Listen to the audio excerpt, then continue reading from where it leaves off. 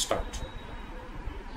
আমার যেইটা দিয়ে আমি রেকর্ড করছি এটা আমি খুব ভালোভাবে সেট আপ দিতে পারি নাই, তো আমি যখন করব তখন আমাকে দেখা যাবে না। স্টার্ট। তো টোটাল ট্রাম্পের যেই গাজার পিস প্ল্যান, টোটাল পয়েন্টস হচ্ছে 20টা। নাম্বার 1 হচ্ছে Gaza will be a de-radicalized terror-free zone that does not pose a threat to its neighbors.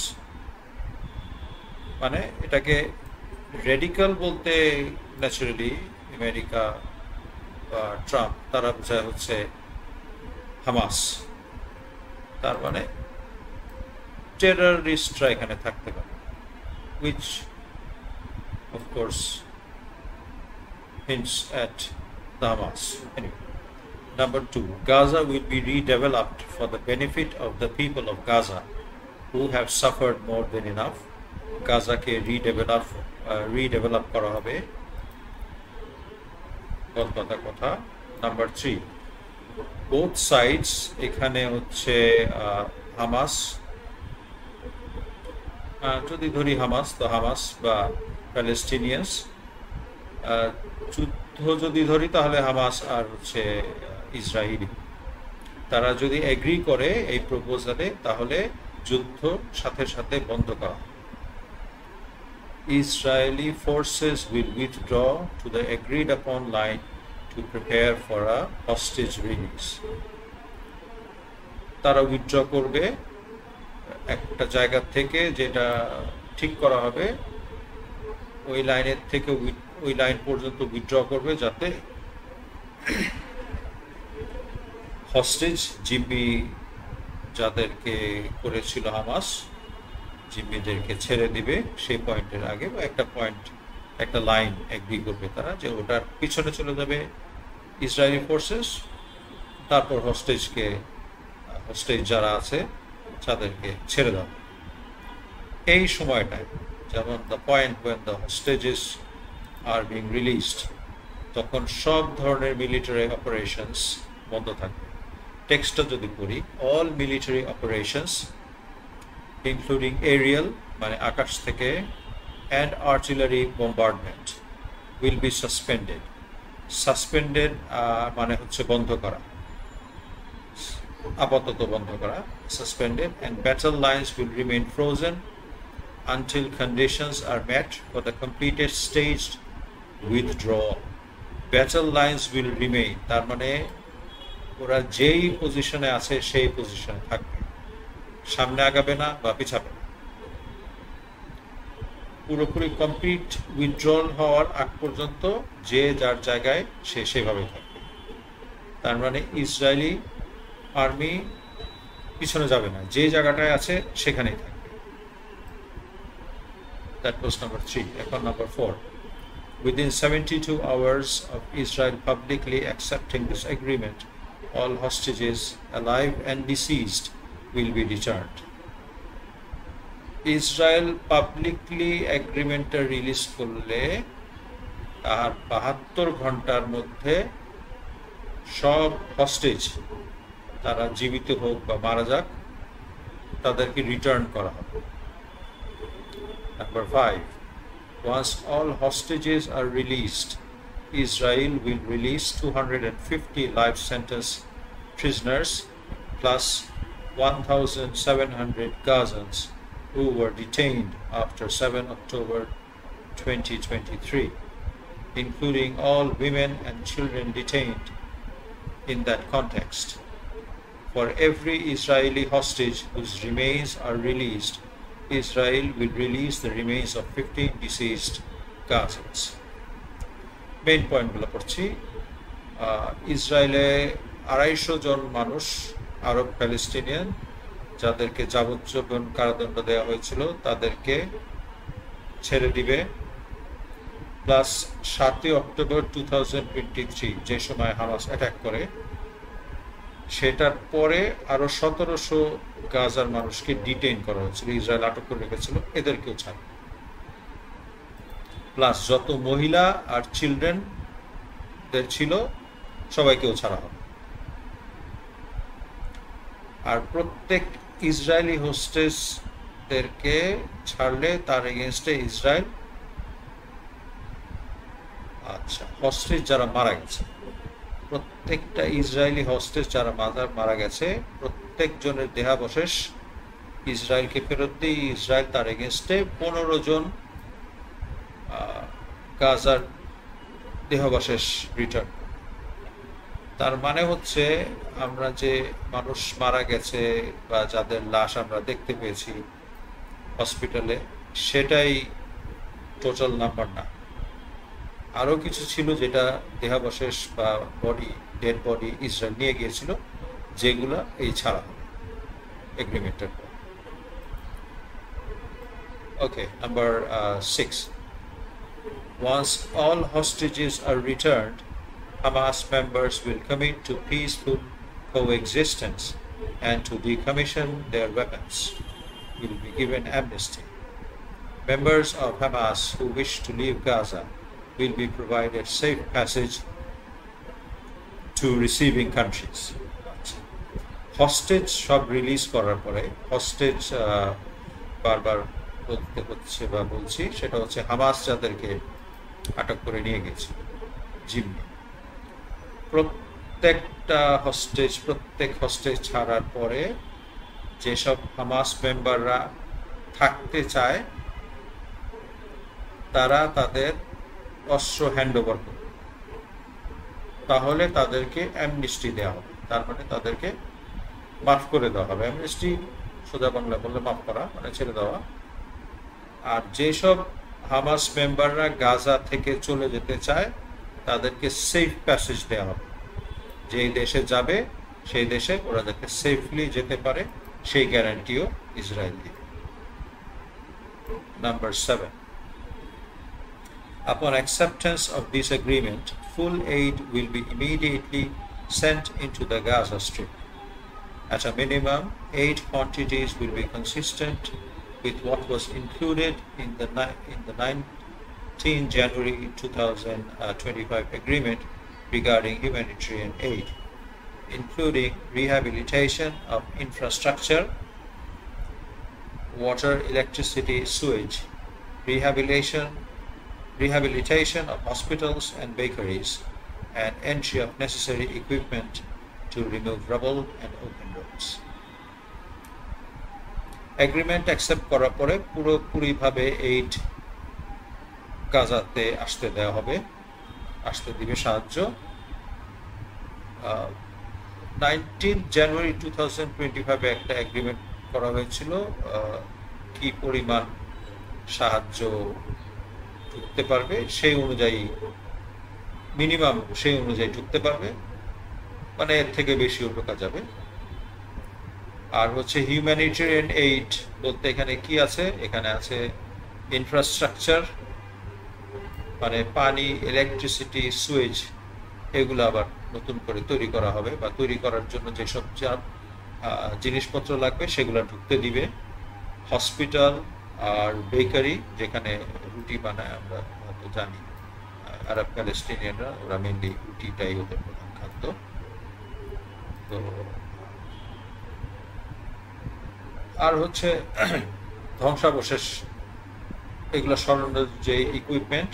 একটা জিনিস খেয়াল করবে, এই কাজগুলা যে ইসরায়েল করবে এরকম কোনো কিছু বলা নেই, বলা হচ্ছে যে এগুলা ঠিকঠাক করার জন্য টাকা পয়সা বা ইকুইপমেন্ট বা অন্যান্য জিনিস যা আসার সেগুলা আসতে দিবে, এটা হলো মেইন কথা, আসতে দিবে।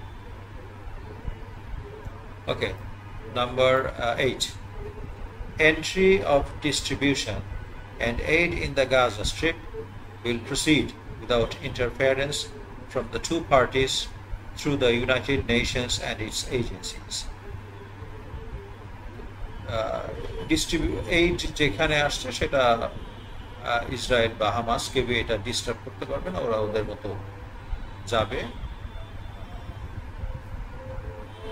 এটা যাবে হচ্ছে ইউনাইটেড নেশনস, এবং ইউনাইটেড নেশনসের সাথে যে যা এজেন্সি কাজ করে তাদের এইড প্লাস রেড ক্রিসেন্ট এবং অন্যান্য ইন্টারন্যাশনাল, এটা পড়ে নেই ইংরেজিতে, in addition to other international institutions not associated in any manner with either party, এবং অন্যান্য ইন্টারন্যাশনাল ইনস্টিটিউশন যারা এইড দিবে, সাহায্য দিবে, তারা অবশ্য কোনো পার্টি হতে হবে না, মানে তারা ইসরায়েলেরও কোনো ইনস্টিটিউশন হতে পারবে না, তারা প্যালেস্টিনিয়ানদের বা হামাসেরও কোনো পার্টি হতে পারবে।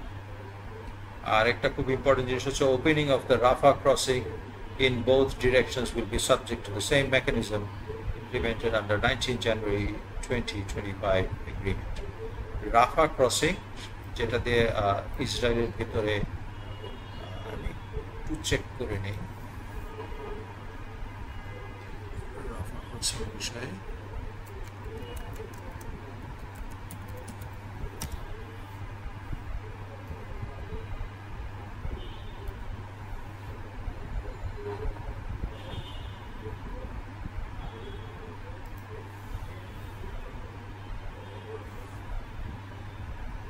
Okay, so motamoti Rafah crossing point is the sole crossing point between Egypt and Palestine's Gaza Strip and Gaza's sole border point with a country other than Israel.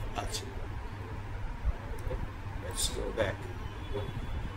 Rafah crossing টা হচ্ছে Egypt আর গাজা, এই দুটার মাঝখানে একটা crossing আছে, একটা border type. তার মানে রাফা হচ্ছে একটা বর্ডার, এটার এক পাশে হচ্ছে প্যালেস্টাইন গাজা স্ট্রিপ, আর এক পাশে হচ্ছে ইজিপ্ট মানে মিশর। এটা খোলা থাকবে দোনো দিক থেকে।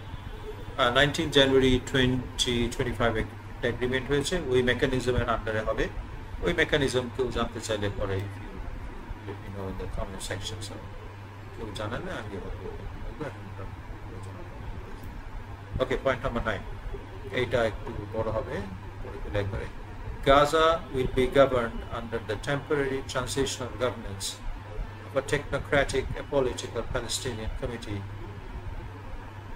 আচ্ছা, গাজাকে শাসন করবে একটা টেম্পোরারি ট্রানজিশনাল গভর্নমেন্ট, যেটা টেকনোক্রেটিক হবে। মানে হচ্ছে টেকনোক্রেটিক মানে people with technical knowledge, engineers, doctors and all that. এই পলিটিক্যাল মানে তারা পলিটিক্যাল হবে না, এরকম একটা প্যালেস্টাইনিয়ান কমিটি। তারা কি করবে? তাদের কাজটা হচ্ছে responsible for delivering the day to day running of public services and municipalities for the people in Gaza. একটা নর্মাল সিটি কর্পোরেশন যে এই কাজগুলো করে, সেই কাজগুলা এই প্যালেস্টাইনিয়ান কমিটি করবে। এখন কমিটিটা কার দ্বারা গঠিত হবে? This committee will be made up of qualified Palestinians and international experts, মানে এই ব্যাপারে দক্ষ প্যালেস্টিনিয়ান এবং ইন্টারন্যাশনাল বিদেশি expert, with oversight and supervision by a new international transitional body. এই যে টেম্পোরারি ট্রানজিশনাল গভর্নমেন্ট, যারা এই প্যালেস্টিনিয়ানরা এবং ইন্টারন্যাশনাল এক্সপার্টরা মিলে একটা কমিটি গঠন করে যে গভর্ন করবে, সেইটা ওভারসি করবে, মনিটর করবে। একটা বডি একটা তৈরি করা হবে, যেটার নাম হবে বোর্ড অফ পিস। ইন্টারেস্টিং। এখন which will be headed and chaired by President Donald J. Trump, with other members and heads of state to be announced, including former Prime Minister Tony Blair. এই board of পিসটার হচ্ছে chairman হবে president Trump, এবং member হিসাবে অন্যান্য বিভিন্ন দেশের প্রধান হতে পারে। আরেকজনের নাম আমরা অনেক শুনেছি, সে হচ্ছে টনি ব্লেয়ার, ব্রিটেনের ইউনাইটেড কিংডমের আগের prime minister. This body will set the framework and handle the funding for the redevelopment of Gaza.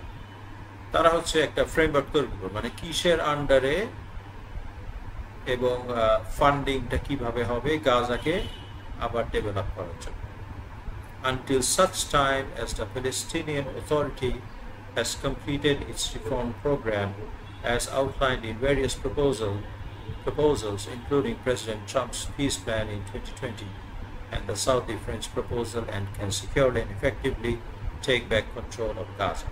এটা পুরোটা বুঝতে লেটে যাবে যে তারা মোটামুটি সবকিছুই হ্যান্ডেল করবে, এবং প্রেসিডেন্ট ট্রাম্পের একটা প্ল্যান ছিল 2020-তে সৌদি ফ্রেঞ্চ মিলে একটা প্রপোজাল দিয়েছিল যে তারাই এগুলো সবকিছু করবে যতক্ষণ না পর্যন্ত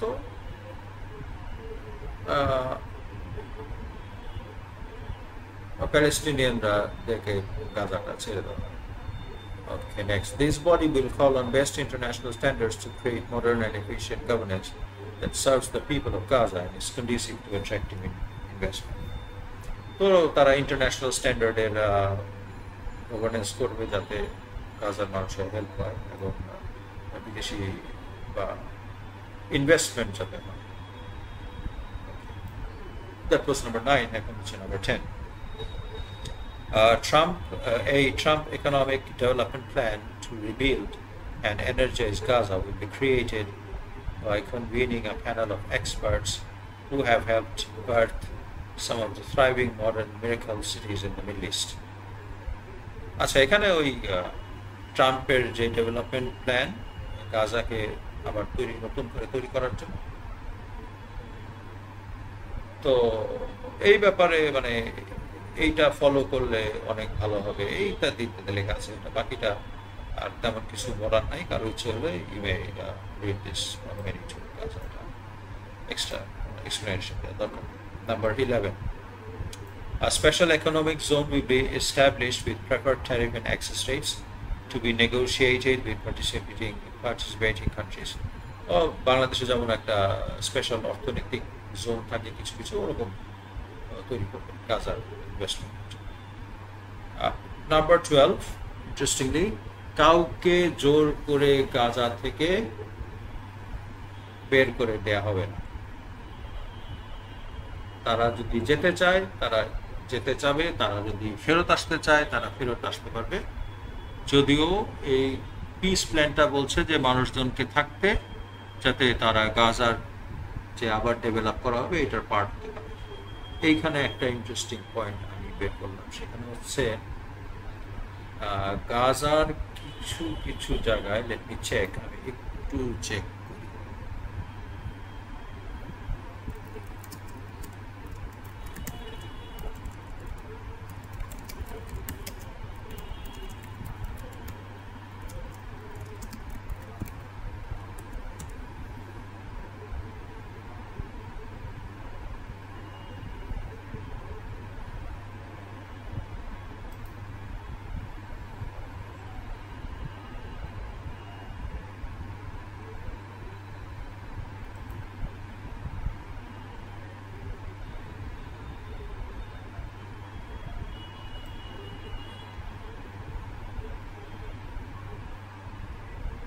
আচ্ছা, এখানে একটা ইনফরমেশন দেখলাম যে গাজাতে কিছু জুইশ সেটেলমেন্ট ছিল, সেটা 2005-এর দিকে তুলে ফেলা হয়েছে। তাহলে দ্যাট ইজ নিডেড, তার মানে গাজায় কোনো ইসরায়েলি সেটলার নাই। তো that's it. Okay, now number 13.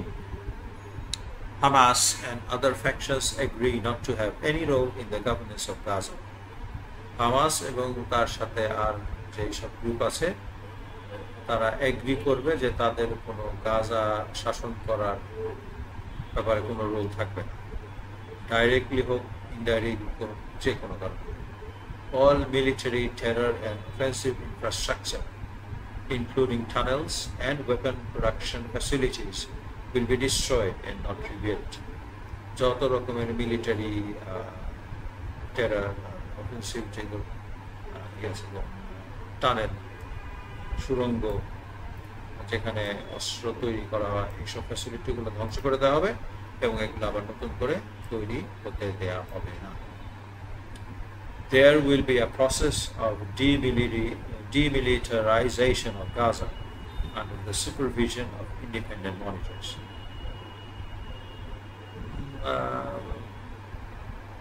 এটা গাজা যাতে পুরোপুরি অস্ত্রমুক্ত হয় এটা সুপারভাইজ করবে, ভেরিফাই করবে বিভিন্ন ইন্ডিপেন্ডেন্ট মনিটর,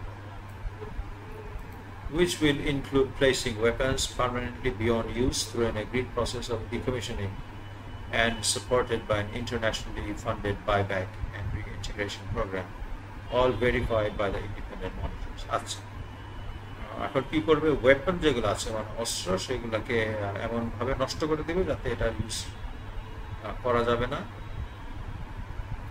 এবং এইটার পার্টস যদি ইন্টারন্যাশনালি হয়তো বিক্রি করে দেওয়া হতে পারে। অবশ্যই এগুলা ইন্ডিপেন্ডেন্ট মনিটর যারা আছে তারা এটা ভেরিফাই করবে।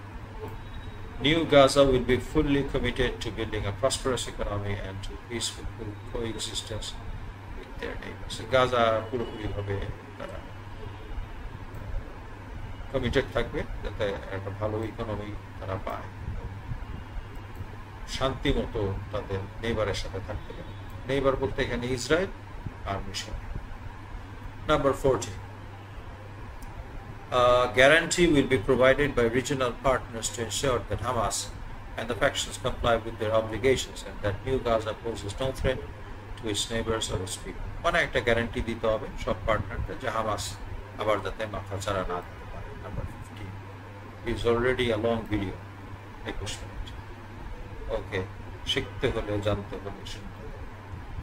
The United States will work with Arab and international partners to develop a temporary international stabilization force to immediately deploy in Gaza. একটা international stabilisation force short ISF তৈরি করা হবে গাজাতে থাকার জন্য। এই ISF হচ্ছে প্যালেস্টিনিয়ান পুলিশ ফোর্স ট্রেন করবে। Vetted কথাটা আছে, ভেটেড মানে হচ্ছে ভেরিফাই করতে হবে যে প্যালেস্টিনিয়ান পুলিশরা কোনোভাবে যাতে হামাস বা অন্যান্য কোনো সংগঠনের মধ্যে না থাকে, ঠিক আছে। জর্ডান, ইজিপ্ট এদের সাথে কনসাল্ট করে হবে। আর এই ISF, this force will be the long term internal security solution. Internal সিকিউরিটির জন্য মানে এই গাজাতে তো শুধু হামাস নাই, অন্যান্য প্যালেস্টিনিয়ান ফ্যাকশন আছে যারা একে অপরের সাথে ইয়ে করে, ফাইটিং এ আছে। আচ্ছা, ইউটিউবের জন্য আমি এই কথা বলছি, এটাই লং টার্ম সিকিউরিটি ইনশিওর করবে ISF। ISF হচ্ছে the ISF will work with Israel and Egypt to help secure border areas along with newly trained Palestinian police forces. It is critical to prevent munitions from entering Gaza and to facilitate the rapid and secure flow of goods to rebuild and revitalize Gaza. A deconfliction mechanism will be agreed upon by the parties.